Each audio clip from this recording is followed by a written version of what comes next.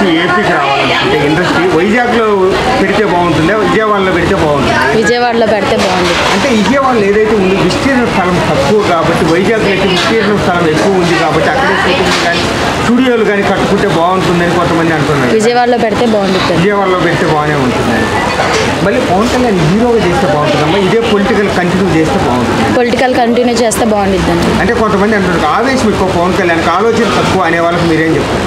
ఆవేశం ఎక్కువైనా ఆలోచన ఎక్కువైనా అందరినీ బాగా చూసుకుంటే చాలండి. పరిపాలన అందరికీ, పేదలకి అందరికీ ఇల్లులు వస్తే, ఎవరికి ఏం లేవో అన్నీ తీస్తే చాలు, పరిపాలన బాగానే ఉండిద్ది. ఇదివరకు జగన్ గారి పాలన, ఇప్పుడు చంద్రబాబు నాయుడు గారి పాలన ఏమైనా తేడా అనిపిస్తుందా? తేడా అంటే ఇద్దరిది బాగానే ఉంది, కాకపోతే ఇప్పుడు జరిగేది ఇంకా బాగుంది, ఇంకా బాగుండాలని అందరూ అనుకుంటున్నారు. అంటే ఈ 7 నెలల పరిపాలన ఏమన్నా మార్పులు అనిపిస్తుంది చంద్రబాబు నాయుడు పరిపాలన?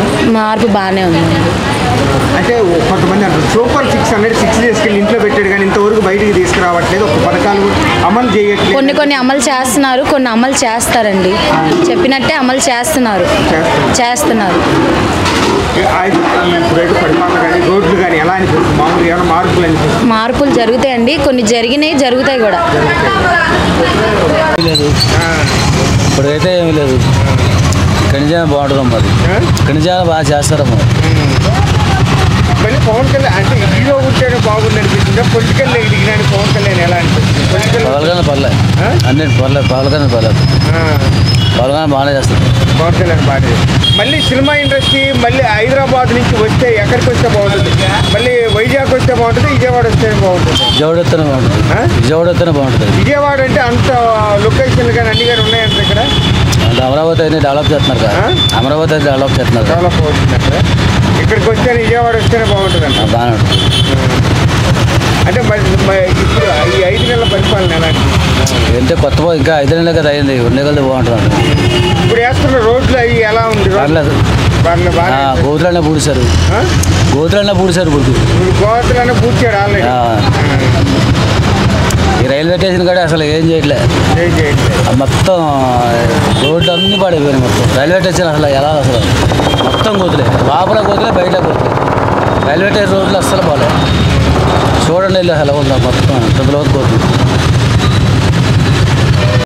యాంటిక్యాప్ అని పింఛన్ వస్తుంది తప్పు వస్తుంది, రాదు. 6,000 వస్తుందన్న మాట రాదు, ఏం రాదు. ఇంట్లో నుంచి బయటకు వచ్చి కూర్చుంటుంది, ఎక్కువ దూరం నడవలేదు.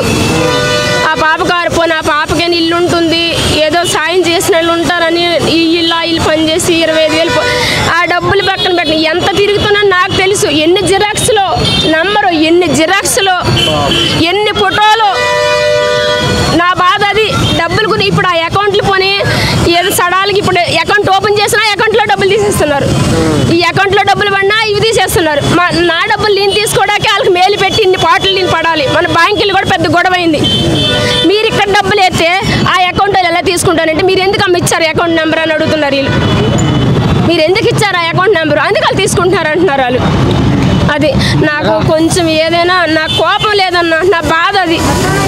ఈ రకంగానే పోనీ ఇల్లు ఇస్తే నా పాపను చూశాను, నేను పాపను చూశాను, నాకు ఇల్లు ఇస్తే పోనీ ఇక్కడ ఎక్కడ దగ్గరలో నా పిల్లల్ని పెట్టుకొని పని చేసుకొని బతుకుతాను.